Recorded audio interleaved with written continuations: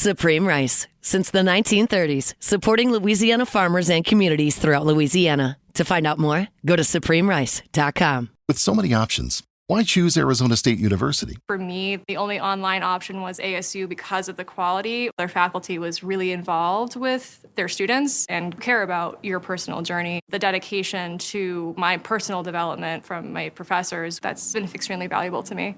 Earn your degree from the nation's most innovative university. Online. That's a degree better. Explore more than 350 plus undergraduate, graduate, and certificate programs at asuonline.asu.edu. Live at lunch. You are looking live. Live at lunch. Live at lunch with Ott and Hanny on 104.5 ESPN, Baton Rouge. What the hell's going on out here? Now, here's Jimmy Ott and Charles Hannegriff. Yeah, for some reason or another, you sound a little taller on radio. Is it live? Is it live? Is it live? From Sammy's Grill in Prairieville near Airline, welcome to the Thursday edition of Live at Lunch. 104.5 ESPN Baton Rouge. Charles Hannegriff, Jimmy Ott, Max Gotro. Jordan Kitchen's back in the studio. Colucci with us from Vegas. Matt Humans with us from Vegas. Divisional weekend in the NFL playoffs. We'll get to all of that. Big weekend in college basketball. Coming up, we continue to monitor the transfer portal, which closes tomorrow, but I don't know, kind of like stays open forever for Lane Kiffin. It seems like man's on a roll, ladies and gentlemen. We're glad you're with us here today. Thanks for making us a part of your day. Jimmy, good morning. How are you? Pile of cash and some effort, you get on a roll, Charlie. That's the recipe. Yeah, that definitely helped. So last night at the PMAC, a heartbreaking loss for LSU. Kentucky rallied from a 16-point halftime deficit to win on a shot at the buzzer by Malachi Moreno, and LSU falls to 0-4 in the conference. I'm going to stay away from big picture stuff while I talk about the game. I don't know how much big picture stuff we got to talk about. We've done that to death, but I thought LSU played for 20 minutes, probably their best 20 minutes of the year, certainly their best 20 minutes of the year defensively against somebody that is a worthy opponent. We've talked about their NET being a little bit higher than what their schedule would suggest. There's a lot of offensive and defensive metrics in those rankings that I think have benefited LSU, but defensively, certainly, I thought the first 20 minutes, and offensively, they were getting some things going. Marquel Sutton had a really good start to this game. And LSU, which doesn't typically get an awful lot of three-point shooting help outside of Max McKinnon, had some guys like Pablo Tamba that and Jalen Reese usually don't make a whole lot of threes, making some threes. They built the lead. They were up 18-3 at the second media timeout, and you thought, well, okay. You knew that they were going to come out desperate. Would they play well? They did. They shot the ball well. They played good defense. There weren't a ton of turnovers. In my opinion, that's about as good as they can play with the players that they've had on the floor. And I realize Thomas is out. There's nothing they can do about that. Yeah, with the players they had on the floor last night. The players they had on the floor, that 20 minutes is about as good as they can play. No argument there. And in the second half, they were not able to sustain it defensively. Kentucky came out. They went with a smaller lineup. They got better shots, and they pecked away at it. And then you get to the end of the game, and this sequence where Kentucky just misses getting a shot clock off at the buzzer, about as close a play as you can get off the fingertips. That basket gets waved off. LSU gets a bucket on the other end. The free throws from McKinnon to give them a 2-point lead. UK goes back the other way. Owe gets to the line. 4 seconds and change to go. Makes the first one, misses the second one. They foul. Tamba goes to the line, misses both. And with 1.6 seconds to go, Kentucky's got to go the length of the floor, down 1 point.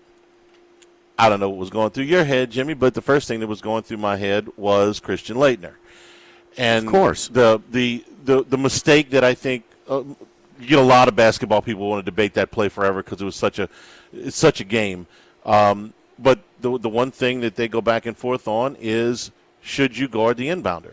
And I think more people think you should guard the inbounder than not. But that day, Rick Pitino didn't guard Grant Hill, and so Grant Hill had a open lane to throw the basketball in. Leitner catches it. You know what happened? Well, LSU guarded the inbounder. In fact, I think it's the right thing to do. I do too. Absolutely. Especially with less than 2 seconds to go. Because you have to refresh our audience's memory and tell them it was basically a second and a half, just like. Yeah. What was exactly? 1.8, I think. Later it was 1.6 last night. 1.8, 1.6. Yeah. So, I mean, it's eerily similar. Yes, and the ball comes down in roughly the same spot. Leitner actually had time for a dribble, so it might have been even another 0.2 or whatever it was. This play was guarded by Markel Sutton, who's 6'9", and he is basically doing jumping jacks. The play, you're talking about the inbound? The inbound, yeah. Yeah, okay. Sutton is one of your longer players. He's 6'9". One of your more athletic players. He's jumping up and down. He's trying to distract the inbounder, which is what you should do. On the other end, you've got Robert Miller, who's 6'10", trying to keep Moreno, who's 7 feet tall, from getting the basketball. This is what LSU has. I mean, you got a 6'9" guy who's arguably your best, bigger athlete. I mean, I think he's got a little bit more hops than Nwoko does. Two longest guys on the court with their wingspan. No, the alignment is 100% right, in my opinion. Me too. Yes. And the kid makes the pass. Miller mistimes his jump by. You think he mistimed it, or it was just a perfect pass? It was a perfect pass, but McMahon thought he mistimed his jump in the back end of it. I've watched the play 10 times now. Could he have gotten a finger on it if he jumps just a fraction of a second off? Maybe. But this pass, 3/4 of the court, had to come over a 6'9" guy on the front end and over a 6'10" guy on the back end, catch, shoot, ball game. You don't, and you say, well, okay, could you have it? Because Miller was kind of fronting him. He was trying to keep him from getting the basketball, which I think is a smart thing to do. Yeah. But you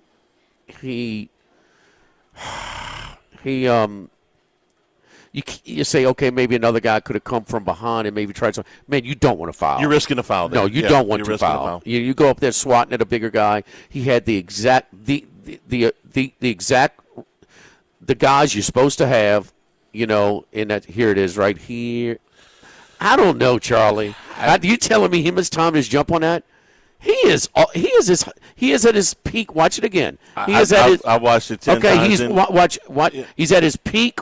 He's at the height of his jump, the apex of his jump when it clears his hands. Yeah. He didn't mistime his jump.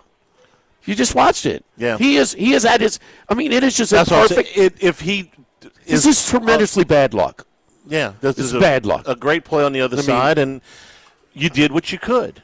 And he did not miss time. This is your longest guy at the apex of his jump that went over by maybe 2 inches to a guy because he was at his height. He had to jump up and get it. Because if he gets a fingernail on Moreno, Moreno has to jump. He had both are at their high as their jump, and he was just that's a Joe Montana pass with a guy in his face. If he gets so much as a fingernail on this thing, the clock's going to expire. Of course. If you sent, what was it, Chandler that threw the pass? If you sent Chandler and Marino out there with no defenders, none, and say, throw this ball on this trajectory, catch it, turn, shoot, and make it, with no defenders on the floor, they might make this 2 out of 10 times, okay? With defenders on the floor, I'm not sure they could do that again in 50 more shots, but they did it last night, and that's what stinks. No matter if you're Danny Hurley or McMahon, it's a brutal loss. Mm-hmm. I think the game was lost allowing to come back. I thought they did a very poor job. Always clearly the hottest guy on the floor. Find him. Right. I mean, when the ball spits out to the left wing and he's by himself, no, he can't be by himself at any point when he was on that page. He was on fire, and I got to show him. I got to make it tougher on him. Well, we know this team defensively. That's if you want to. One thing that they really do poorly, or the thing that they probably do the poorest, is defense. Defense period. But perimeter defense. And part of defense is identifying a hot shooter. Yeah. Like the kid from South Carolina. Well, man, once he hits one, you got to guard him a little tougher. They did, but it was a little too late. They were down 18 at the when they finally figured it out. It's a brutal loss. It's the lightest crowd in memory for a Kentucky game, but you did have the students. Just keep in mind, it's perfectly placed for students. Used to be the priority points, but they're 2 days and they're just still getting their syllabus. Yeah. Okay. They're not grinding yet. They're looking for something to do. Mm-hmm. They got the checkbook is full at the beginning of the semester. They're looking to get out, and so it was as lively. But still, the lightest. And this Kentucky team is not good. They're just not, and they're banged up, man. The point guard now. His shoulder won't keep coming out of the socket, so he's done. He made the trip last night. He's in street clothes, but he's got to go to surgery. Yeah, so he's done for the year. They're going to get the center back. That's their second player. Yeah, they're going to get the center back. Well, the kid coming recovering from an ACL is still out. The center is a potential first-round pick, middle teens pick, so they're going to get him back. Do you think Kentucky's a tournament team? I don't know. Okay. It's close. All right. So let's go ahead and put them. They are, but the injuries are part of it. But they are the most disappointing team in college basketball to this point. As they're currently configured, probably a 35 to 45-ish team. They get the center back, maybe a little bit better than that. We'll see if they get their act together. But they should have been 1-3. Yeah, they should be 1-3 in the league right now. That's right. That's right. They got a couple of decent home victories. But they are just not. And what's the road Q1?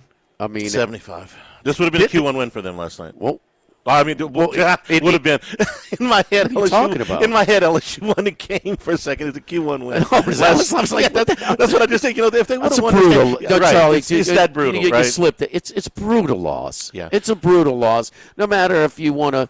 And look, there was some booze when they introduced him at the start. I don't, but hey, man, we can criticize. It's just no matter if you're the biggest supporter of McMahon or you're the biggest critic, that's a brutal loss. It's a brutal loss. On the big play, there's nothing I can criticize that. No, I can't believe I can't believe he said he mistimed his jump. I really can't. That's just inaccurate. That's not accurate. The other thing that they did last night, and in a 1-point game, you're going to look at everything. LSU is mediocre and below average, not even mediocre. Outside shooting team they are. Outside of McKinnon, they don't have a 32% three-point shooter for guys that play. But they've been a very good free throw shooting team. And that's one of those things that ought to translate in a way. They're the second best free throw shooting team in the Southeastern Conference. They shoot 77%. They missed 9 free throws last night. Well, they also bummer. So that's out of character. But they had some guys make some shots that were out of character too. Tamba making a couple of threes. What was Kentucky? How long did it take them to get to 10 points last night? They had 3 at the second media timeout. So 3 in the first and 8 minutes plus. Mm-hmm. Yeah. So they're not good. They didn't play good. No. And that's kind of where I'm. The deal. This is as good as LSU can play with what they got on the floor. Charlie, for 25 they minutes. They had 11 points until 5.5 minutes, 5:38 to go in the first half. Yeah. Kentucky. Yeah, at home, that's as good as they can do. This is pretty close. I realize Thomas isn't on the floor. Okay, I'm not oblivious to that. This is kind of their ceiling. On their best days, they can compete with bubble teams. And it's not that they're not going to win any games in the SEC. There's going to be a night where somebody has an off night and they fall backwards into a couple of wins. That happens every year, where a good team goes out and just plays like crap, or you go, and then there's probably 1 or 2 nights where you go out and you shoot out of your mind, out of character, and you win. And this is the ceiling. This is kind of the ceiling, I think, for them. And I don't I don't subscribe to the fact that, well, if Thomas was there, they'd be 3-1. No, I'm sorry. It's not that simple. I think the kid's a good player, but let's not make him out. I mean, I hear about Dedan Thomas now, and I think I'm listening to Trent Johnson talk about Malik Morgan. Why aren't you recruiting any more players? We have Malik Morgan. Well, Malik Morgan was not as good as Dedan Thomas. Thomas is a good player. He's not Carmelo Anthony. I mean, you're not having a guy come back that's going to be a first-team All-American. He's a good player. They'd be better with him. I'm not saying that, but there's a ceiling to what they can do. Injuries and it's a shame happen. they didn't get injuries happen. You're playing a team that's got more injuries than you. Yeah. And okay, they scored 22 points the first half, 53 the second half. Yeah.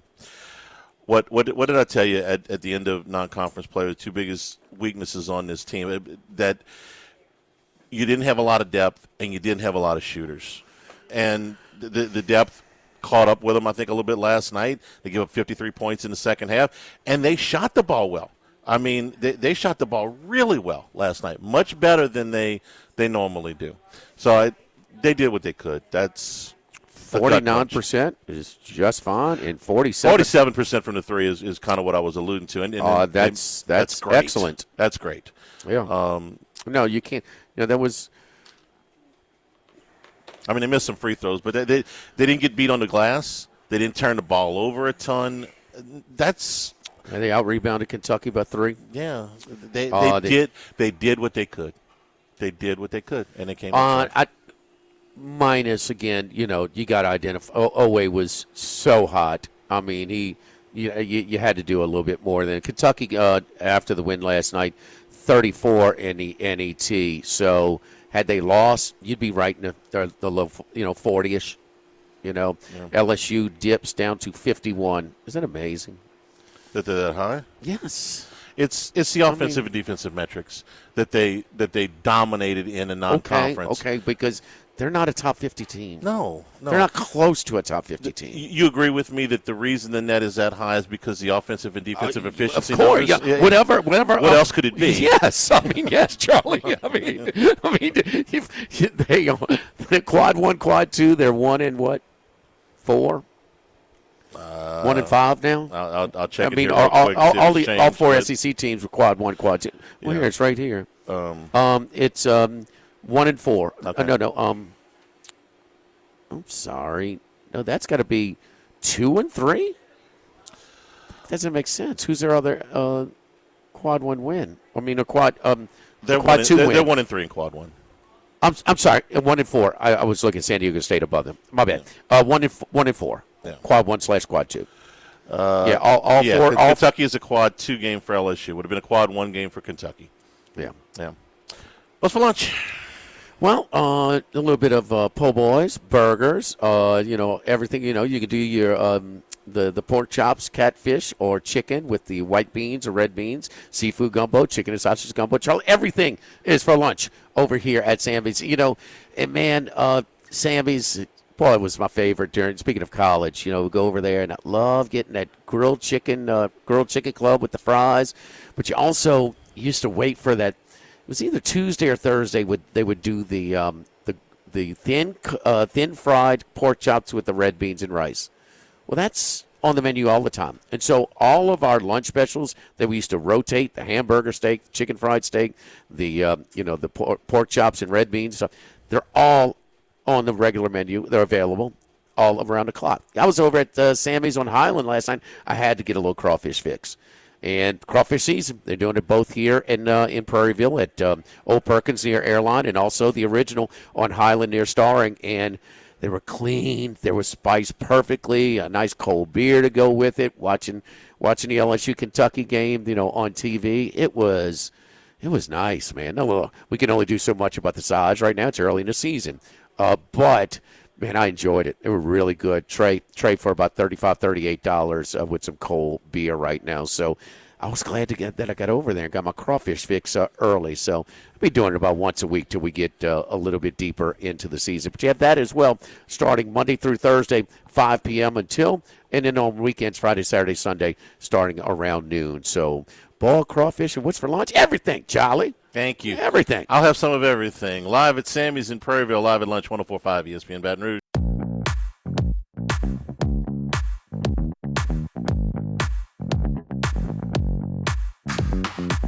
Live at Lunch with Ott and Hanny. Live from Sammy's Grill on Old Perkins near Airline Highway in Prairieville. On 104.5 ESPN Baton Rouge. Remember, the show's available on demand, 1045ESPN.com, LouisianaSports.net. New podcast up with film on most of the transfer portal guys at YouTube right now. Double episode, the first 2 episodes of the transfer portal film. Brought to you by Supreme Rice and SupremeRice.com, supporting our Louisiana farmers since the 1930s. And then there were 3 undefeated teams in college basketball. Vanderbilt was probably due a loss. They are the latest of the undefeated teams to suffer their first loss of the season. Jimmy, they went to Texas last night. They were, I said 6.5, I think is what that was when we were doing the show yesterday. I'm not sure what it closed at. 5.5. 5.5. Vanderbilt was a 5.5 point favorite, lost by 16. You've been hot and cold on Vandy in the early part of the season. So, flaws exposed, or will they just do a loss? Little both. I mean, going on the road. And Texas all of a sudden out of nowhere is hot. Back-to-back, I think this is the second back-to-back wins in college basketball this season. And you go to Alabama and beat them, and then beat the undefeated team and handily by 16. And, and what's name was it was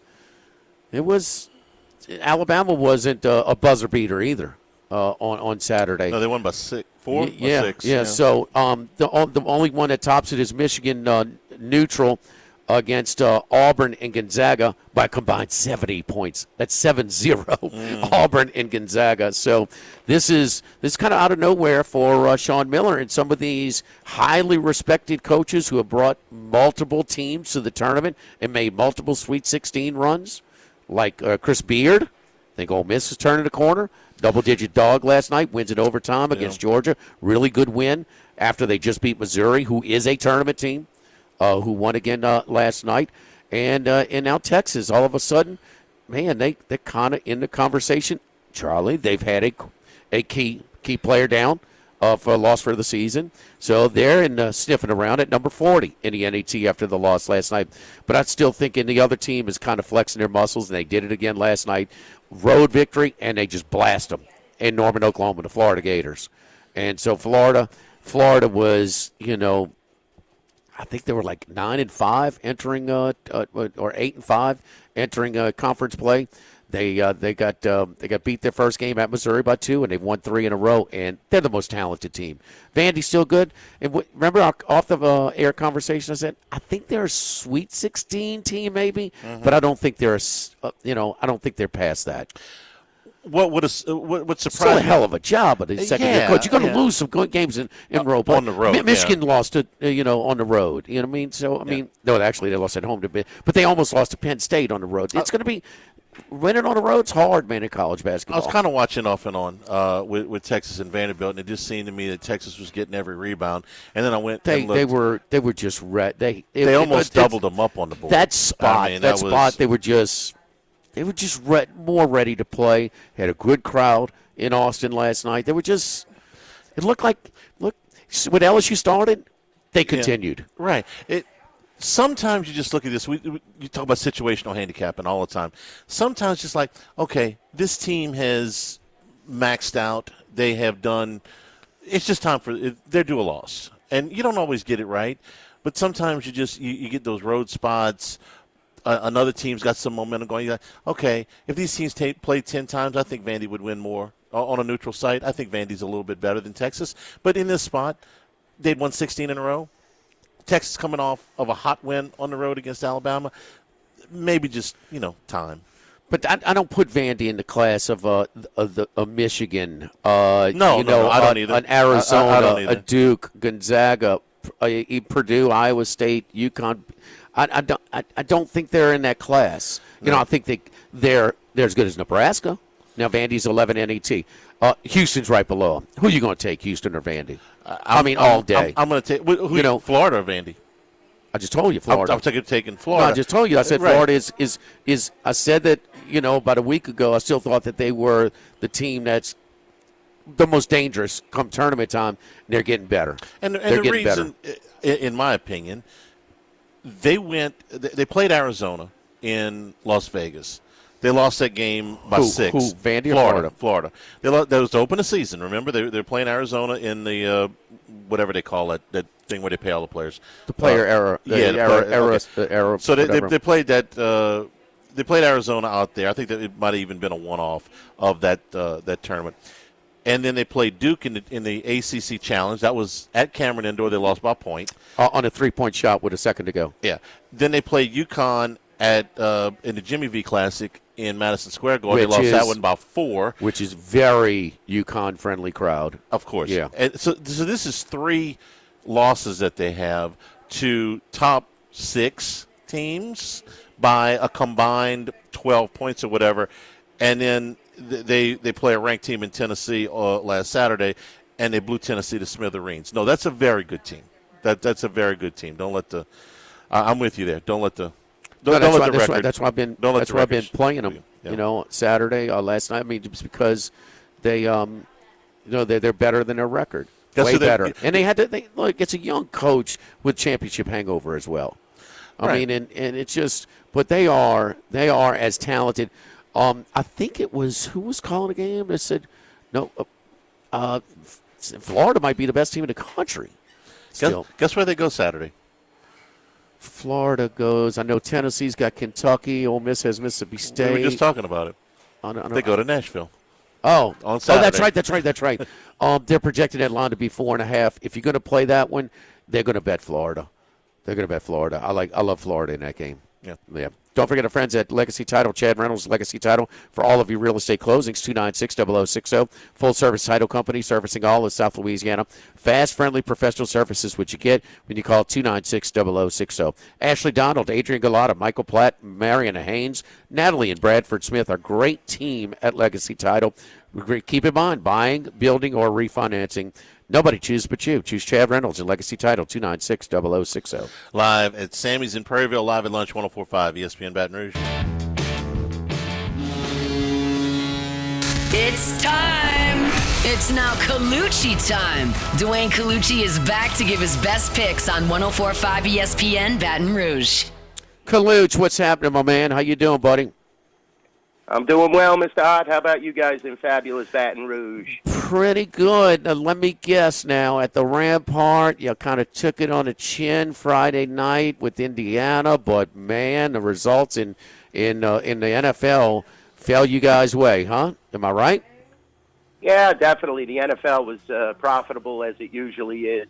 College wasn't too bad, I'll be honest with you. You had split action on the game. A lot of people were taking Oregon. We didn't get too hurt. The Indiana money came in very late, and that, it kind of hurt us. But it was the same thing with some of that Houston money that started to come in late. But, it played out very well. Everybody has an opinion out here in Las Vegas. And, when you get to a Final Four, it becomes a little more difficult to just have a lopsided opinion. So, we get some good two-way action. Okay, more two-way than what I thought. The first 3 games resulted. I mean, whoever you go to 2-minute warning at the end of the game, whoever was losing won the game. And Charlie, the most, I think it's 12 lead changes in the fourth quarter this past weekend. That is the most in the not a weekend, in the history of the NFL postseason. And we didn't have any in the last 2. Yeah. This was all in the first 4 games. Yeah. So what was the atmosphere, Colucci? I mean, they had to be going a little crazy then with the money swapping hands so late in these games. Yeah, definitely. The crowds were off the hook. Each team you had their own representatives. So, one team takes the lead. You got people going crazy here at the resort at Summerlin. You got other people, whether it's the Rams, whoever it was. Everybody was going crazy. I mean, the only lopsided game basically was the Houston-Pittsburgh game. So, you didn't have much going on there, but there were a ton of lead changes, tons of peaks and valleys. Probably the Jacksonville game I felt was the best game of the weekend. And, it was a shame to see 2 of the best teams playing against each other. That's what, I felt they were the two best teams possibly in the AFC, and they had to play in the first round matchup. Unfortunately, Jacksonville was really battle-tested, but everybody perceives this is Buffalo and Josh Allen's year. So, it became a difficult game to handicap for me, but that was the most exciting game in my opinion. And, the crowds also thought so. All right, let's get to the NHL, brother. Oh, who are we looking at? Let's keep it going.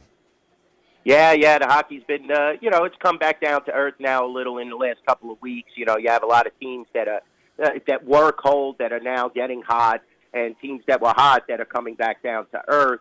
The Tampa Bay Lightning have just been fabulous. If you look at them, they've won 11 in a row, and really getting the job done once again with Vasilevsky and Kucherov and those guys. So, they are definitely a team to watch. Montreal has still been playing very well, but that game against Washington the other night was just a head-scratcher to me. They dominated the whole game, and then Washington comes in the overtime, third period, and beats them. So, very, very difficult games to handicap as we get later on into the season on the cusp of the Olympics. So we're going to keep our eye on these NHL games right. tonight. Yeah. But I'll tell you, tonight it's a tough schedule, I'll be honest with you. I'm going to go with the home team, though, the Vegas Golden Knights. I mean, they started to turn the corner now. Mark Stone, as I told a lot of people, you need your captain on the ice at all times. And Mark Stone has made a tremendous difference. Another overtime goal last night against L.A. Now you have Toronto coming into the Fortress. I think the Golden Knights are good enough to beat Toronto. And, Mitch Marner scored a big last night for Vegas, which is just unheard of in the last couple of weeks. But if he could carry that momentum, I think minus 140 on the Golden Knights, and I'm seeing a lot of 130s, 135s. It's going to come down because of the tough game in L.A. last night, but I'm not so sure that Toronto's ready for the Vegas Golden Knights. I'll take the Knights tonight, and I think if you wait a little while, you could lay 130 only on this game. 140 currently at the Rampart and the South Point, but like I said, I'm seeing 130s, 135s out there. So I think that's definitely a nice game and a nice spot. Yeah, we got 135. We got 135 at our DraftKings outlet here at Bally's in the Queen here in town. So yeah. Yeah, definitely. Also, here's a line read. I'm only going to give out 2 plays tonight. Here's a line read play. Winnipeg Jets are only getting 120 against Minnesota Wild. So I think the Jets, they need to start to win some games now. You're talking about the President's Cup trophy win last year, and now they're crawling into the Olympic break at 18-22. You're only getting 120, which the Wild have been one of the top teams, in the conference. I would say top 3 team right behind Colorado and the Dallas Stars. So, you're not getting much, but I think the Jets are really ready for this game and are going to be geared up. So I'll take the Winnipeg Jets at a plus. So looking at Vegas Golden Knights and the Winnipeg Jets tonight on the ice. Okay. All right. What about the divisional round in the NFL playoffs Saturday and Sunday doubleheaders? Any significant early action?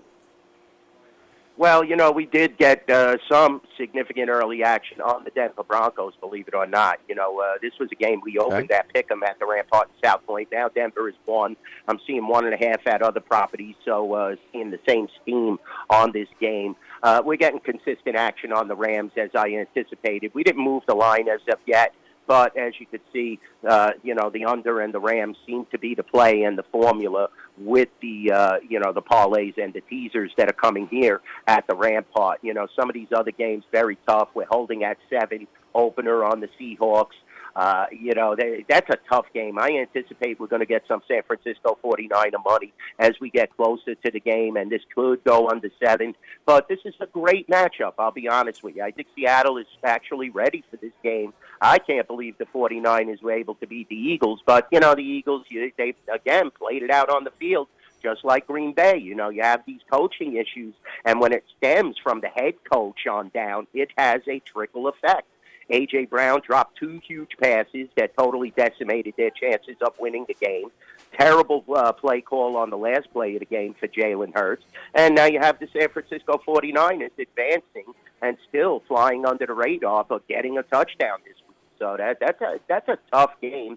And again, you have the Rams, the Los Angeles Rams, the darling now of the West Coast here, being a favorite on the road. I'm noticing a lot of properties that have opened at 3.5, like the Rampart and South Point, have gone to 4. Like I said, it's only a matter of time before we make that move unless we get some sharp action on the Bears.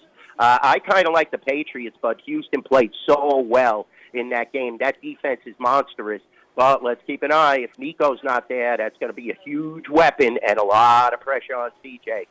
This team, the Patriots, is way better than the Pittsburgh Steelers, who they faced last week. To win back-to-back games on the road, that would be tremendous for Houston, but it's going to be a tall order. All right. Now let's get to the magic clue. Come on. Who are these 4 games? What's your favorite pick in the NFL playoffs this weekend? Yeah, this is kind of difficult. I'll be honest with you. My favorite pick, I'm going to have to stick with Seattle. I think Seattle -7. If you wait, you get 6.5. I think they're going to beat the San Francisco 49ers. You're going to have that raucous crowd. I think that Sam Darnold could get the ball into the end zone against this team. They'll play a little better offense, hopefully, than the Philadelphia Eagles did. So I'm looking at the Seahawks. I also like the Bills. Those are my top 2 picks. I think the Bills are good enough to beat this Denver team. I think Bo Nix is going to be a little shell-shocked. And if you remember, early in the season, they had a lot of trouble starting games. They were a great play against in the first half. If they start slow against Buffalo, it's going to be lights out, track meet time for Josh Allen. I like the Bills in this matchup. This works out really good for us, Jimmy. We can take Colucci's 2 picks, make all this money on Saturday, roll it right into football Sunday on Sunday morning. Yes, perfect. And look, man, he's being tough on himself. I mean, with last Thursday, he gave us 3 picks in the NHL. The first 2 are in, roughly pick'ems, and then they had a 2-0 lead, and then Vegas stormed back. So you could have hedged. There's no doubt about it if you put them all together. There's no doubt with that 2. Now they scored pretty quick, to cut it to 1, and then I think they might have even won 5-2. But there was a window of profitability with the selection last week. There's no doubt about that. So hey, man. So tell me, what do you like? What do you? Because we see the promos for the Winter Olympics. It's right around the corner. In the hockey, it's the same format as what was it? The shootout? The All-Star. Not the shootout. What was it called? The All-Star tournament. Max, what was the one where they the Nations Four? Yes, the 4. That's right. The Nations Four. Yes, well, the whole thing that one. That was so will good. The NHL players play? That's the whole thing. They're having tremendous issues with the ice in Italy. They can't get the size right as an NHL, size rink. They're saying that the facility is in poor shape. Trust me, the Italians are guaranteeing it's going to be ready for the opening face-off, but that remains to be seen. And the NHL has already taken a stand that if everything isn't up to regulations and up to par, they are not going to be sending their players there. So, the Olympics, it's hard to handicap anyway. Some of these countries, they just get enormous momentum. They see their comrades from a long time where they haven't seen them, due to the length of the NHL season. It's very tough to handicap and gauge. I know that the Americans, the Canadians, they'll have super teams, and, we'll just watch these rosters. A lot of Vegas Golden Knight players. They had the graphic. I think it was like 8 or 9 players last night that are going to all different teams. The Los Angeles Kings had a numerous amount of players. So the whole key is coming back out of the Olympics and seeing how much of a toll it takes on these players moving forward. Well, I mean, I was hoping to have it to have a repeat of what the previous international hockey tournament that we had, because man, that was great, man. I mean, U.S. lost a tough one to Canada, but damn, man, it was some good stuff, I thought. Yeah, it was definitely exciting. And, if you had Russia in the mix there, too, with all the troubles going on there, it might have been even more exciting. So, you had a huge demographic that wasn't involved in that 4. So, we'll see how the Olympics plays out. A lot of excitement, a lot of pride there. I know these NHL and hockey players take it to the ultimate limit when they're representing their country. Find anybody betting on the Canes for Monday night? All Indiana? Definitely. I mean, we're starting to get some buyback now, Charlie, but this is a tough game to get some Kane money. seems like. Right from the get-go, it's been a plethora of Indiana money. So, the ticket count is about 3.5 to 1 on Indiana. We anticipated this. I mean, that blowout was incredible. Miami brings a lot to the table, but this could be a different level at this point. We're sitting at 9 at the Rampart and South Point. Like I said, ticket count 3.5 to 1. Money is about 4 to 1. So we're starting to see a little buyback trickle in, Charlie, but it's going to be difficult to get any wages on this team. The Four Nations was back in February that we had Finland, Sweden, the United States, and Canada. So there we go. All right, Kaluch, great stuff as usual. You can follow Dwayne on Twitter. He gives you giving out horse picks on Twitter. Are you doing some Santa Anita? Yes, I will. I'll be giving out some over the weekend, and definitely, I've been giving them out. I'm on the Race Day Las Vegas show now. I give out a pick every Wednesday on that show. Ralph Sirocco and the guys do a great job there, so I've been part of that now for quite a few months. And, this weekend we got some big races. Fairgrounds got some nice races as well that we'll be handicapping. I think they got 14 races or so on Saturday. So, definitely I'm looking forward to that. Follow Dwayne on Twitter at NYBookieDwayne, at NYBookieDwayne. Great stuff as always, Kaluch. We appreciate it. We'll talk to you next week. Good luck to you this weekend. Thanks, guys. I appreciate it. Love my Baton Rouge fans. And say hi to everybody out there. Thank you again, Jimmy and Charlie. Thanks, there Kaluch. You go, the Kaluch Man, each and every Thursday at 11:30 with us. Don't forget our friends at Relief Windows and ReliefWindows.com. If your homeowners association requires wood windows, got to call our friends at Relief Windows. They are built to last, built with the Orlast wood, gel wood frame windows, come with a 20-year general warranty and a lifetime limited warranty against rotten termites. They look good. I mean, they will customize it exactly, modify it with the computer rendering and things like that, and then ship it off to the manufacturer. When it comes in, we'll schedule the install. Which is convenient for you. We're within 10 minutes of the exact time we show up on time. Professional staff to install it properly, clean up after they're done, and they're functional forever too. They're functional. They look good and they last. Got to have it with these extreme South Louisiana weather conditions. Relief Windows and ReliefWindows.com, 288-8138. Live at Sammy's in Prairieville, live at lunch, 104.5 ESPN Baton Rouge.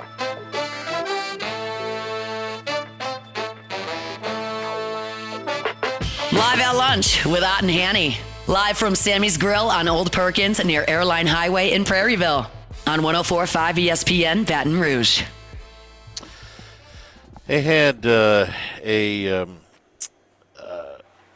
opening today of a federal indictment in Pennsylvania. 39 college basketball players, 17 Division I teams on point shaving. Of the 17 teams, 3 of them are from Louisiana, UNO, Nicholls State, and Tulane.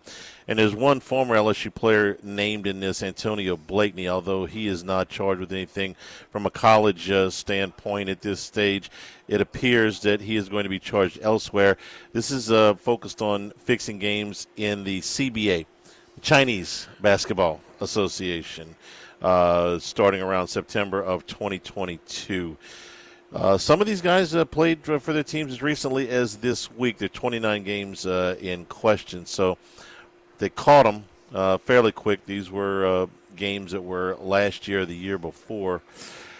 Jimmy, we've seen a little bit of this. This is probably one of the larger ones. It's mostly smaller schools, but we've seen a little bit of this, and the tools they have. There's an old saying, you don't fix a Kentucky Derby. You might fix the 7th at Jefferson Downs or something like that. And with the smaller, these are smaller volume schools. You would hope with smaller volumes there are smaller limits. Yeah, I mean you got to protect yourself at some point. We will take a break. Come back, hour number 2 here at Sammy's in Prairieville, live at lunch. 104.5 ESPN Baton Rouge.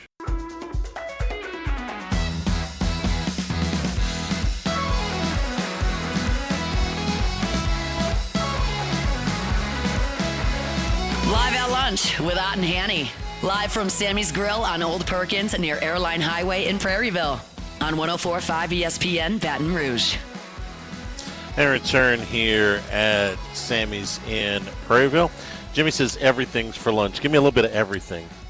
Well, last night I got a tray of crawfish at Sammy's, the original. We're at the old Perkins Road at near Airline location in Prairieville, but the original location on Highland near Star. I was doing otter locks.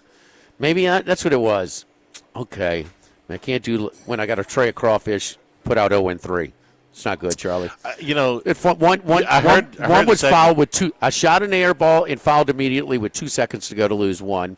And then the other teams just run the clock out, and I foul them at the timeline with his back to the basket with 5 seconds on the shot clock to lose another one. You know where you got bitter party of two, huh? Party of one. You know where you went wrong? What? The gambling god zapped you for making fun of Moscona for not doing his bet right the night before. That is fair. I heard the segment. That is fair. Charlie, you don't know how right you are. When am I going to freaking learn? Huh? You know, I knew I'm new at this. But when am I going to learn? What I'm talking about? But I got, and then I got a half oyster po' boy with some fries after. Right. Cold beer. Man, you talk about. That's a nice night. That's a nice night, man. Meal. You know what I like about the Sammy's locations too? That they're independently owned, they're operated, and it's just an at home. It's a relaxed feel, man. You know, so service is always good. Mr. Sir, does everything look okay? You need anything else with this? Yeah, I need one more crawfish sauce. I need a cocktail sauce for the oyster po' boy. You know, whatever it is, man. So the thin fried pork chops or catfish with the white beans are outstanding. White beans are really, really good. And I'm talking about generous portions with everything that we serve.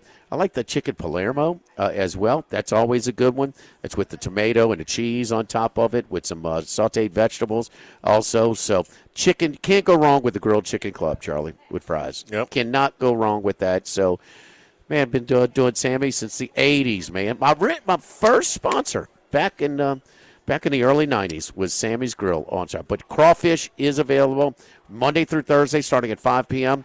and then on the weekend starting at noon. Tale of two quarterbacks yesterday after we finished the show, about a half hour after we finished the show. Dante Moore made his announcement official. Yesterday was the final day to declare for the NFL draft for anybody that's not playing for Miami or Indiana. Dante Moore decided he is going back to Oregon.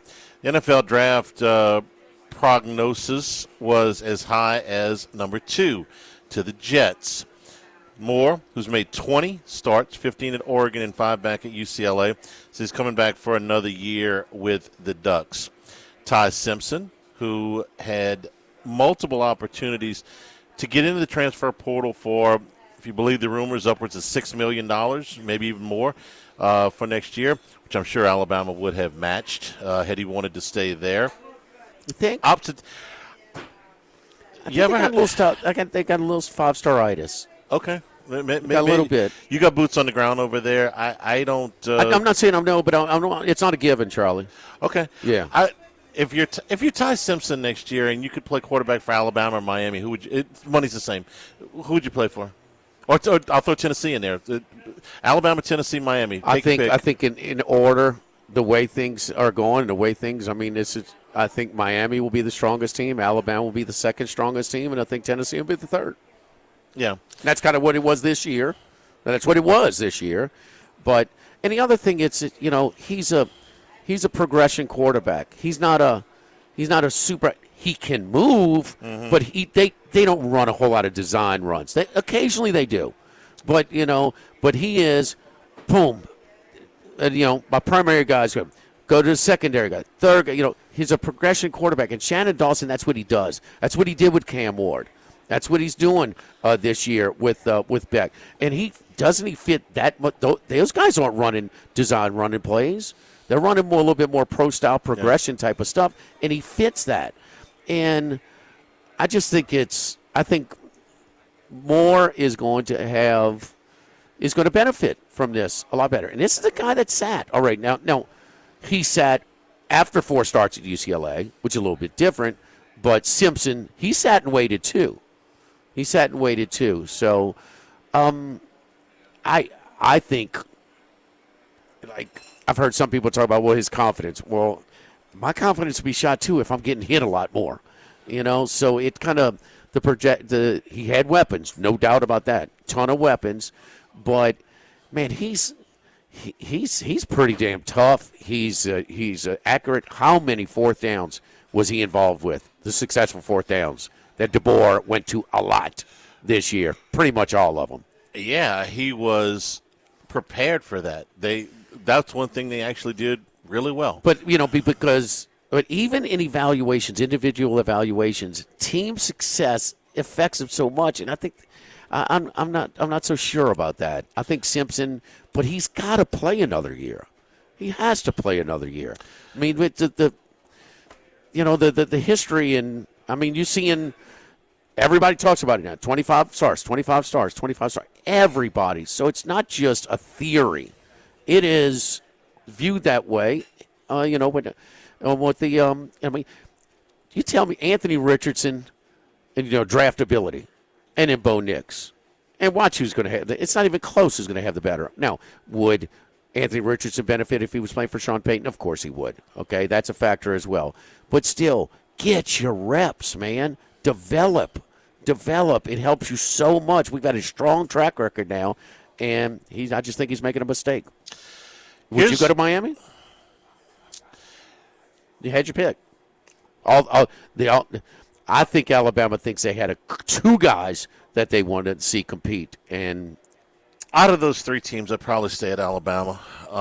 Think Alabama's going to be better in Miami next year? I don't necessarily know that they will or won't. The quarterback's going to make a big deal. I without knowing who the quarterback at Miami is going to be, it's tough to project them. If Simpson went there, I think Miami would be better. But if Simpson stayed at Alabama, I'd tend to lean towards them. I think he would have been one of the top handful of quarterbacks next year.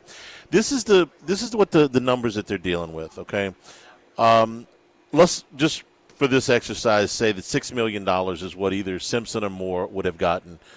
What Moore is getting at Oregon, what Simpson would have gotten to go. $6 million. We may be off half $500,000. $6 million. No. Okay. All right.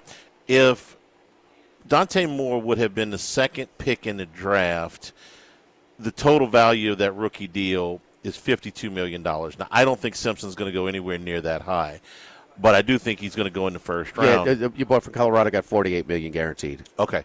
Hunter. So it's a little bit up this year. It bumps a little bit every year. If Simpson were a middle pick, 16 right there, that's $21 million on the rookie deal. It's not all guaranteed, but for rookie quarterbacks, you're going to probably collect most of that money. And if he slid all the way to the end of the deal, it's 16. At the end of the round, it's $16 million. So anywhere from 2.5 to, let's say on the high end with Simpson, 3.5 times the money you're going to get. But you're compromised on what your development is. So the numbers we hear about that, you don't think the starting quarterback is going to get some NIL money too? Of course he is. I'm counting the $6 million is everything. I don't think that $6 million is all rev share. I think that's rev share plus NIL. Maybe a little higher than $6 million, but $6 million is kind of where I'm at. That seems to be top of the market right now. Maybe it's 6.5, but I don't think it's going to. I don't think it's 10. No, but it's a little bit. But the development, getting your starts and developing is going to prepare you for long-term success. Yes, that is the insurance play. Yeah. I want to guarantee to make this amount of money. Then yes, that's the insurance play. Go. It's a light quarterback draft. You're going to be drafted. You're secure. There's been some other quarterbacks that have gambled on their future and didn't, but that was pre-NIL, like a Barkley. Matt Barkley. He would have been drafted much higher. Yep. He came back and he hurt his stock. Trying to think of some others, but no, let's not act like it's never happened where a player got burned. It didn't come out. In all kinds of sports. And so to that point, yes, if that's what. But long-term success, I think that he will. My money's on that he will. I've seen enough of him. He's got ability. He's got some smarts. He just needs to play more. And the guarantee of playing more without getting damaged and rushed too early in the NFL is how many guys have we seen drafted high, and the franchise, the team is pressured to play him earlier than they should, and they're burnt and they're done. for long term. And some just aren't as good, just aren't that good. Let me ask this question about Simpson. Looking towards next year's draft, if he came back at any of these schools we're talking about, what are his chances of elevating his draft stock ahead of the top 2 quarterbacks for next year? That would be tough. That would be because difficult. It's more and Manning's probably Manning's going 1. Okay, Manning is going 1. I mean, no matter what happens next year at Texas, and then who is going to be Moore's going to be 2, huh? Moore's going to be 2, and I would think Brandon Sorsby's going to be 3, who is coming back for another year. Let's see. I mean, it's a long way off. A lot can change in a year, but going into the year, Sorsby, Levitt is a potential first-round pick if he can put 12 games of healthy film. Sorsby coach, at Cincinnati said that the feedback they were getting was late first, early second. Simpson's going to go ahead of that, so he would have to pass him up this year with performance. What? Okay, so if Sorsby has a big year, he will be a first-round pick next year. Yes. I think. Yeah. Okay. Well, but no, that's for this year. It's more crowded. Oh, you meant this year? Okay. Yeah. Yeah. Especially at the top of this quarterback list. Here's a list of the non-25 starters. Cam Newton, he worked out, huh? Yes, he did. He was kind of a freak, huh? Absolutely. Okay. Ryan Tannehill, 19 starts. Journeyman quarterback, played a long time in the NFL. He was never a star. Mitch Trubisky. Bust. Kyler Murray. He started a lot of games. He's made plenty of money. He is obviously not been. He got to the second contract. I'll give him that. Has not been an upper echelon quarterback for sure. Dwayne Haskins. Well, God bless. Well, I mean, but he was on his second team, and then tragedy struck. Well, he was on his second team because he was struggling. He was trending towards busting. Yes. Max Gotro's first ballot Hall of Famer, Trey Lance. Not so much. No, not so much. Anthony Richardson. Not. I will be surprised if he is ever a full-time starter in the league. Who are they going to start next year? They're going to start Riley Leonard? It's going to be a battle. We don't. You know that he was hurt this year. Daniel Jones is not going to be ready for the opener, but he might be ready for October. So they might be willing to go with a stopgap somewhere just to get him to win. We don't think Jones is out for the year, do we? But you agree, no. But it's going to be. You don't know. I mean, how bad was Cousins when he tried to come back from that? It was rough. Yeah, he was considerably older than Jones at that point in his career, though. Riley Leonard he struggled throwing the ball. He was a runner first in college. Let me tell you, Charlie, the little action I saw this year, I thought he was pretty good. It gives you a chance. Yeah. I think he's got a chance. I was kind of a no chance. I think it's going to be quite the battle between him and Richardson. If they think Daniel Jones is going to be back in October, then they're more likely to go out and try to get a Marcus Mariota or a Carson Wentz for the first 4 or 5 games. But if they think Jones is out for the year, then they might give Richardson another shot. They could give him another shot. They're paying him. Well, they haven't paid. He's still on the rookie deal. They haven't. Right. Well, but he's under contract. They're gonna. He would have played this year when Jones got hurt. He was hurt. He got that eye injury, whatever, in practice. Right. So Jones beat him out, but he was competing for the job this year. But if Jones doesn't get hurt, he's not going to get another chance. No. So now he's going to get a chance if Jones is hurt for the whole – if they don't think Jones is going to make it back before November or something, well, then, you kind of got to make plans for a whole season. But if they think Jones can miss maybe 4 games and be back beginning of October, so I think they're liable to just stop gapping. I think they're got competition with the guys that they had on the roster this year. And Richardson and Leonard. I'm not a Richardson fan. Neither am I. But he needs to play if he's ever going to have a chance. Yeah, he's got to find somewhere. And that's why they would have played him if they weren't going to play Leonard ahead of him if he was healthy. They were done already. Basically, no, they brought Phillip Rivers back. I understand. And listen, I'm sorry, but Leonard was a better option than Rivers. I Yes, watched them both play. He was. Yeah, I watched them both play. He was. I don't know if they obviously didn't know that, or they wouldn't have brought Rivers back. But no, Leonard acquitted himself. They waited till Rivers. They were mathematically eliminated. Which I think. I just think. I thought it was a bad move. We're brought to you by the Thibodeau Store, the Pierreport Store, open in La Rose and Lockport.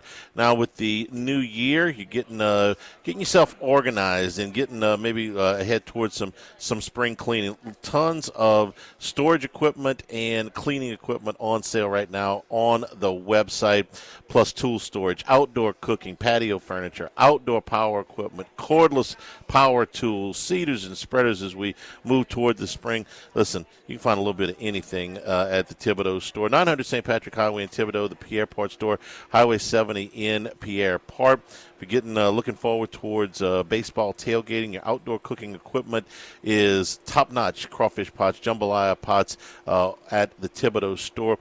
Ton of Cypress furniture, the custom-made Cypress furniture, and all the way up to your big green egg cookers. Make the trip down there, and personalized service that we love. If you got those home improvement projects that you're not exactly sure how to do it, but they're small enough to where, hey, with a little bit of instruction, I can do that. They'll give you all of the instruction that you need. It's way better than a YouTube video at the Thibodeau Store, that personalized service that you can't get from the big box stores. Open until 5:30. Online, you get to all 4 properties at thethibodeaustore.com. Live at Sammy's in Prairieville, live at lunch, 104.5 ESPN Baton Rouge. Live at lunch with Ott and Hanny. Live from Sammy's Grill on Old Perkins near Airline Highway in Prairieville on 104.5 ESPN Baton Rouge. Come on out and see us at Sammy's in Prairieville. Got a great lunch crowd here. Love to see you out here at Sammy's. Did I tell you what I did on X that I haven't really done in the past? I followed the LSU head coach. I followed the LSU coach. Kiffin? Yeah. And I haven't really bothered to follow much of the other coaches, and I'll tell you why. Most of the time when you get to the coach's official account, it is something is tweeted out that has already been announced by the school or something. It's mostly run by somebody else. Yeah, staffer. It's not like any of the other coaches are going to go on there and break some news or give you something that No, Kiffin's you say different. Kiffin's X/Twitter account is authentic? Near as I can tell, I would say yeah. Yeah, he may have somebody actually, clicking stuff in for him from time to time, but I think most of this is out of his mouth. I kind of think of it like the president's Twitter account or X account. He may not be doing the actual typing in and entering it stuff, but it's what's coming out of his mouth. And I feel that way about Kiffin too. If there's some staffer that actually does the physical typing in, maybe, but I feel like everything that is on that thing is out of. And so today, just 3 minutes ago, he's got an LSU football helmet, a coffee cup, a Starbucks cup that's written "You got this" on it. Okay. Now, when he puts stuff like this out, when he puts the little tiger out, just in the month and change that he's been here, everybody goes crazy. Who's he got now? What's he doing now? It's just so much different from anybody else, okay? Because he put something out this morning saying this is going to be the greatest day to be a Tiger, and then they deleted it, and now he came back with this, and it just sends everybody into a frenzy. What's he doing? Who's he got? The immediate, did he get Seton from Colorado? I mean, that would be the, hey, you got this, okay, but it may not be him. Maybe one of the other offensive linemen that they're after. But nobody gets people talking with their social media accounts like Lane Kiffin does in the sport that I have seen. So I follow it because I don't want to miss nothing. I don't want to miss nothing. You never know what it means when he puts this stuff out there. And listen, is there going to be some trolling? Sure, that's part of the package here. So but you never followed it while he was at Ole Miss or Florida Atlantic? No, I didn't care if Florida Atlantic got a recruit, or really didn't care if Ole Miss got a recruit. Really didn't, stories that are big enough for me to care about coming out of the Ole Miss camp I can get from somewhere other than the coach's Twitter. But here, this is a program we watch every day. So this is, as long as we're here, we're going to be we got to monitor his Twitter account. We kind of do. I mean, you're in charge of that. I know. Yeah. And Max is in charge of a lot of right, this there too, you go. There you go. But You like that? You entertained by it? You think it's helpful? I mean, what do you? It's been helpful for him. Is it helpful, my preferred? Helpful for him? For who? Kiffin? Obviously, he thinks it's helpful, or he wouldn't keep doing it. He's been a successful coach. Oh, wait a minute. He takes pleasure in doing it. Yeah, that's why he does it. He's got to think it's helping. In his world, yes. Yes, that's what I'm saying. Is it the way I'm used to do it? No. I'm not used to coaches operating on Twitter quite like this. Like I said, Sirianni does things that he thinks is helpful. Won the Super Bowl last year. He sure did. Yeah, lost out this year. Do you go at your players like this? You're supposed to be a little bit more calm as a leader. Yeah, a little bit more in control as a leader. That is my preferred. Than even going after your players or fans. Yeah. Yeah. Okay. So but Buddy Ryan was once the top coordinator. But the Charlie Hannegriff way, he's winning, so it's the right thing to do. No, I didn't say it was the right thing to do. I'm saying it's not my preferred you said when measure of doing things. When we talked to some obvious, horrible scheduling where it obviously hurts your team, you said, no, track record, no, that's the right thing to do. I said I trusted the coach because we should trust the coach because Sirianni won. That's not the way to operate, Charlie. That's not the way I would operate. You can't get after your player like that. If it's right, wrong, or indifferent, you got to go handle that in a locker room. That would be the preferred way to do it. No. But I watched Buddy Ryan. Go after the I watched Buddy Ryan damn near go after Mike Ditka on the sideline, and they won a Super Bowl too. So no, it can work. But no, is it my preferred way of doing things? No. Maybe I'm just a little bit more intrigued because the last guy that got this job disappeared for 2 months after he got it, and this guy. Oh, if you're going to base whether you like it, approve of it, or whatever, or say it's actually helpful as opposed in addition to just something that he enjoys, because that's obvious. Mm-hmm. Okay, you're going to base it because Kelly was lazy. Well, then we can base everything on Kelly being lazy. I just told you there's no other coach that I know of that is quite as active on social media. That doesn't make it effective. Like I said, it's made it effective for him. Is it the way I would do it? No. Has it? Something's worked for him. I mean, he keeps getting these jobs. They won. Somebody says he hadn't won anything. Some people say he hadn't won anything. They won 2 games of playoffs without him. Okay, that's one way to look at it. Well, I mean, some people say. I mean, you don't think it's his ability to evaluate players, his ability to stir up interest in excitement with your private donor base?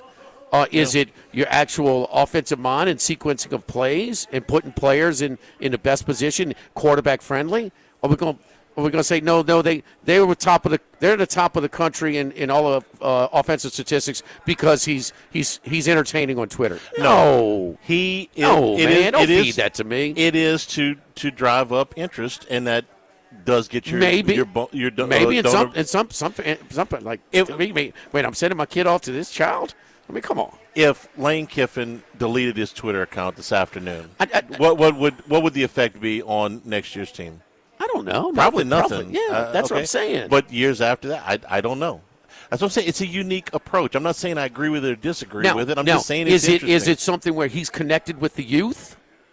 Yeah. Okay, so if you want to tell me that, in more play for he's got the basketball goal on the sideline. Yeah. Some of that stuff. That's afraid Golden got rid of it. We don't need no damn sort basketball of being goal. connected with the youth a little. Okay, well maybe he's speaking their language a little bit and their methods. Okay, I can listen to that. How many games did they have won without the basketball goal last year? Same amount, right? I think so. But he's also. But then, how many of the players are going to come over with him?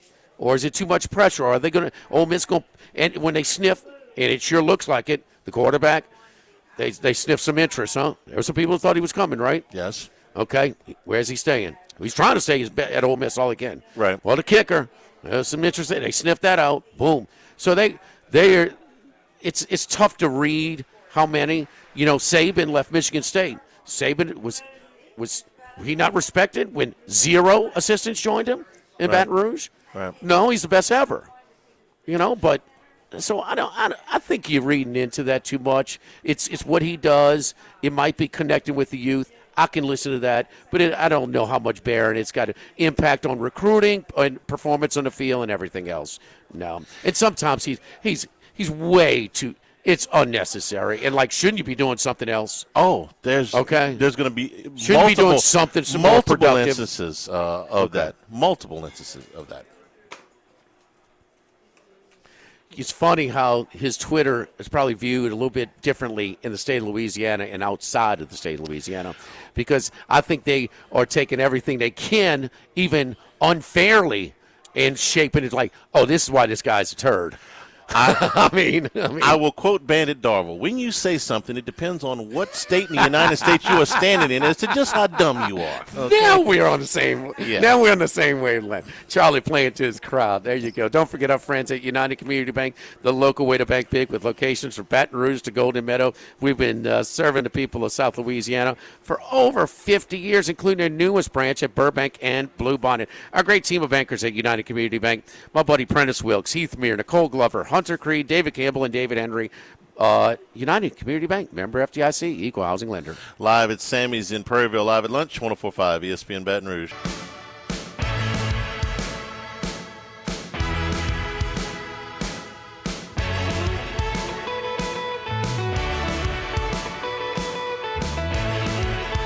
Live at lunch with Ott and Hanny. Live from Sammy's Grill on Old Perkins near Airline Highway in Prairieville.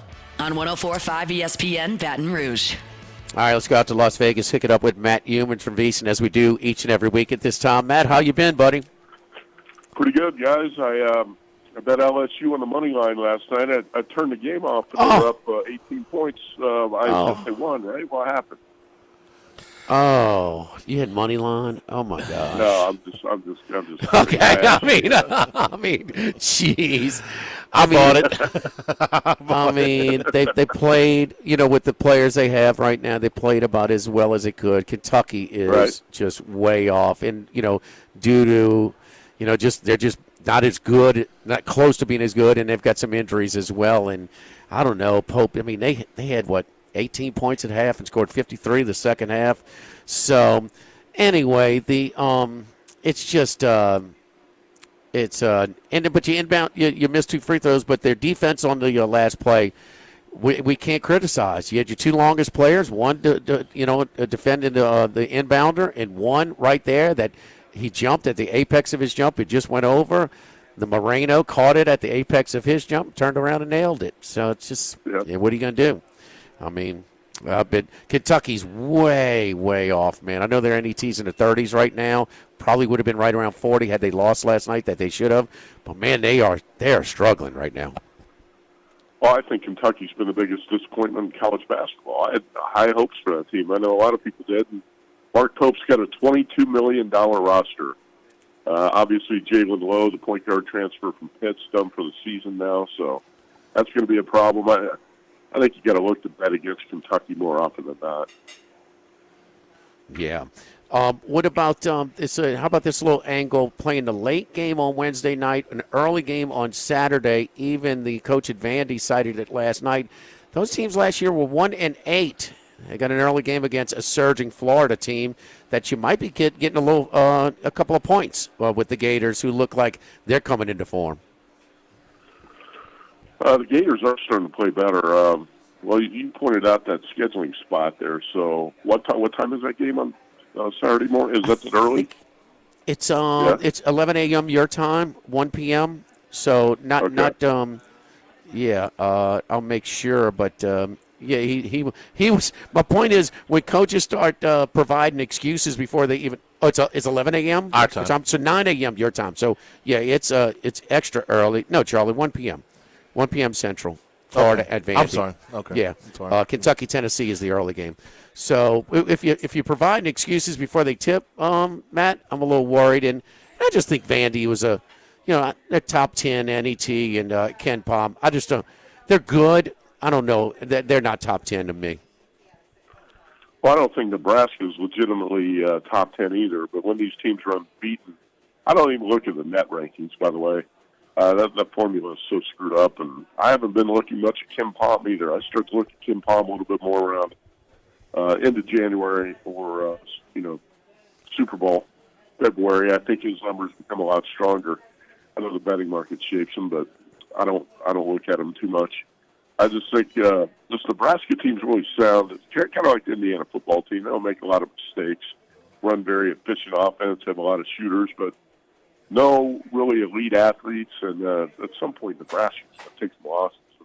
I like Vandy. I like Nebraska, but those are not legit top 10 teams. How about Michigan, by the way? Finally, after looking like the Harlem Globetrotters there for about 2 months, they finally got cooled off and come back down to earth a little bit. And, this week, we see how many unbeaten teams have fallen this week? Iowa State and Vandy, I think just those two in the last couple nights, right? Yeah. We're down to 3. Yeah. Was it Miami of Ohio and Arizona? And Nebraska. You know the thing about Nebraska, Matt, though, man, they got a couple of guys that can shoot it, man. And then they've got this redshirt freshman Frazier who went nuts the other night as well and scored a career-high 23 on 7-11 threes. So it just, we know Hoiberg. He was a shooter. He wasn't, he didn't play as long as he did for an athlete. And how is he not going to be a hot commodity from a bunch of other schools, with Nebraska?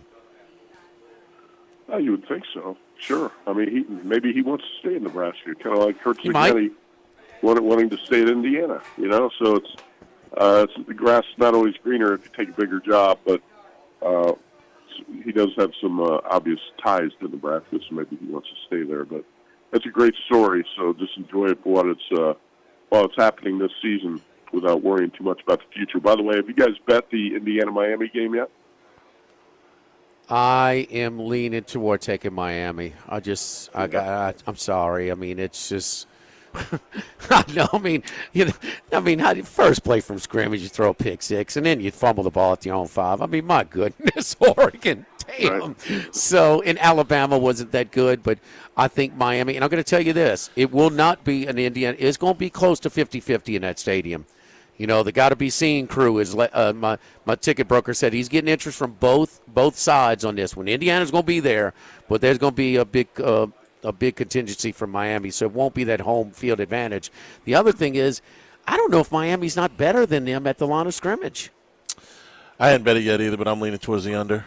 I had the under big in Indiana-Oregon, too, and those defensive scores. That'll kill it. So I'm taking Miami in the under. What about you, Matt?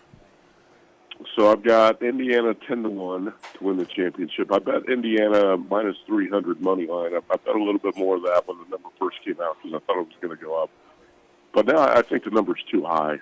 I'm going to come back with Miami.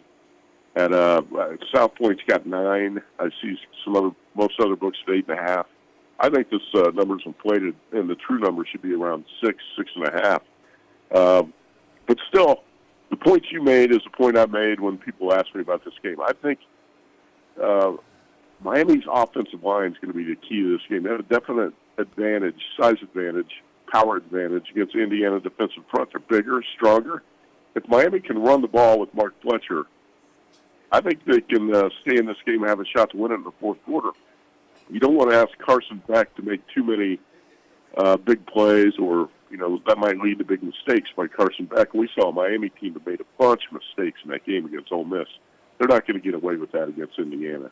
But I expect a little bit more conservative game plan, maybe on both sides, which is leading to his under. And I think the dog's going to be live here.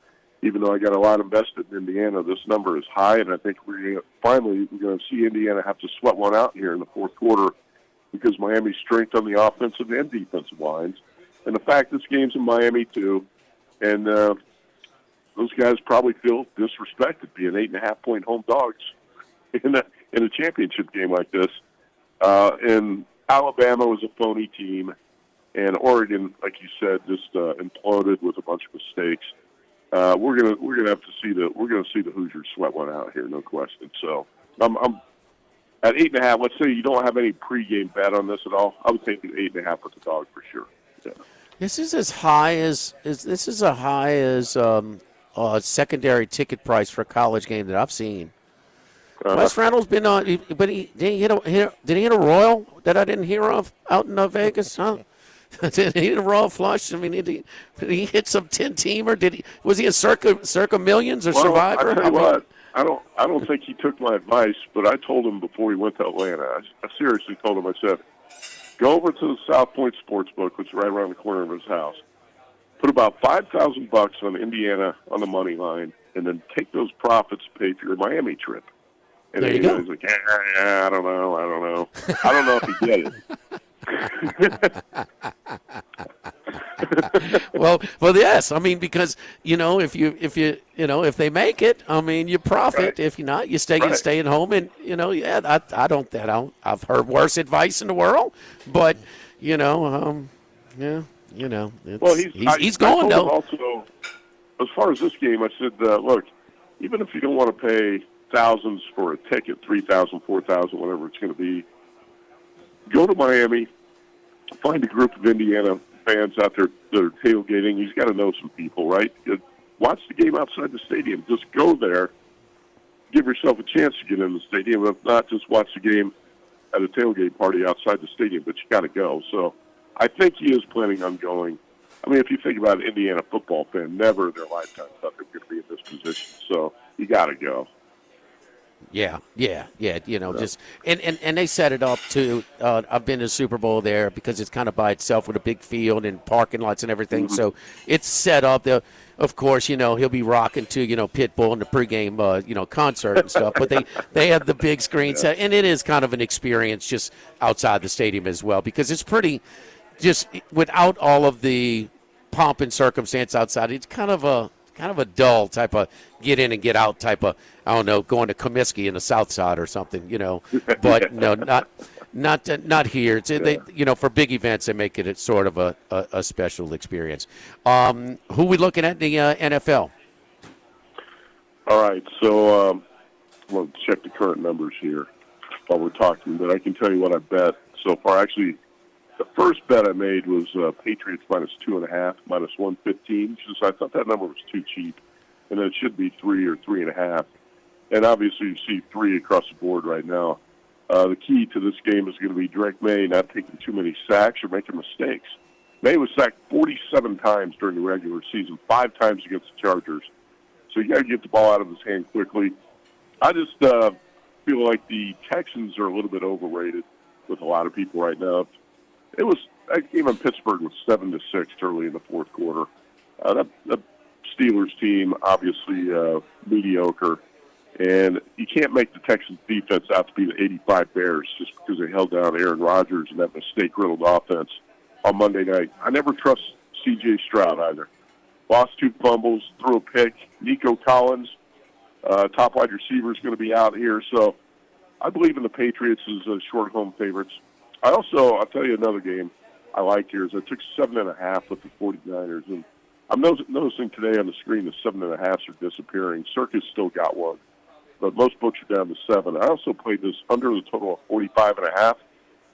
Third meeting between division rivals.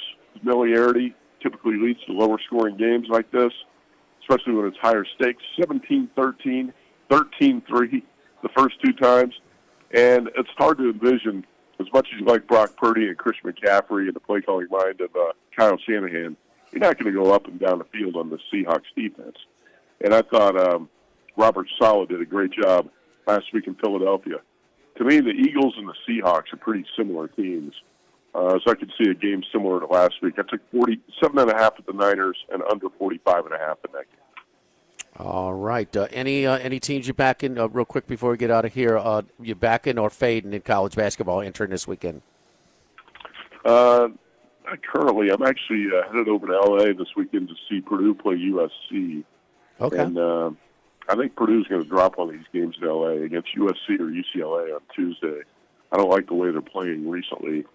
But, you see that a lot in conference play. We were just talking about Vandy gets into conference play, takes a loss. Iowa State, Michigan.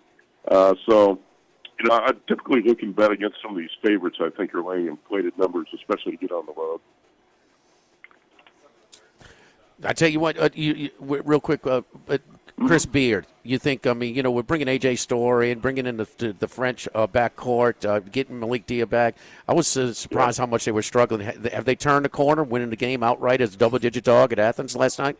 You know what? I was upset with myself for not betting Ole Miss because I had that on my sheet, and I just wasn't sure if he had turned the corner with this team or not. So, obviously, a missed opportunity there with the Rebels. And, I think so. One thing you can count on, well-coached teams, Chris Beard, one of the best in the business, his team's probably going to get better as the season goes on, and you can see that team getting better, no question. It looks like it. There may be a team to back right now. Matt, we appreciate it, man. Good luck to you this weekend. We'll talk to you next week. All right, don't forget that we're at Sammy's again. Crawfish season, yes, it's already started again. 5 p.m. They come out on Monday through Thursday, and then Friday, Saturday, Sunday starting at noon. Had them last night for the first time this season over on Highland Road. Really good. Live from Sammy's. It's live at lunch, 104.5 ESPN Baton Rouge. Live at lunch with Ott and Hanny. Live from Sammy's Grill on Old Perkins near Airline Highway in Prairieville on 104.5 ESPN Baton Rouge. Wrapping up here at Sammy's in Prairieville. Giants and John Harbaugh look like they're going to get that done today. Yeah. That he interviewed him. They impressed him. He had at one point he was talking Atlanta, which was interesting. I mean, Atlanta's had some pieces, man. Oh, I think Atlanta's got a better roster right now than the Giants do, from top to bottom. Now, do you have a better situation, ownership group, and all that? Just depends on how you feel about the Maras against Arthur Blank. I mean, I don't think Blank is a bad owner. I just think he's not. I think he was more than patient with Morris and the general manager. Yeah, Terry Fontenot. But the Maras are as solid as it comes. Long time, although recently the Giants haven't been since Coughlin left. They've been on a slide. When the top of the food chain, when there was some illness in that ownership family, ever since Coughlin left, they've scuffled. But Harbaugh puts them back on a level, on an upward trajectory. I would say one of the best in the business, in my opinion. Tomorrow we are at Rufino's, thanks to our friends here at Sammy's on just off of Jefferson, off of Airline here in Prairieville. Come on by. Crawfish now available for you at both of the Sammy's locations. For Jimmy Ott, for Max Gotro, Jordan Kitch is back in the studio, and Charles Hanniger saying thank you and good afternoon. Stay tuned for Hunt Palmer on 104.5 ESPN Baton Rouge. I earned my degree online at Arizona State University. I chose to get my degree at ASU because I knew that I'd get a quality education, they were recognized for excellence, and that I would be prepared for the workforce upon graduating. To be associated with ASU, both as a student and alum, it makes me extremely proud, and having experienced the program, I know now that I'm set up for success. Learn more at asuonline.asu.edu.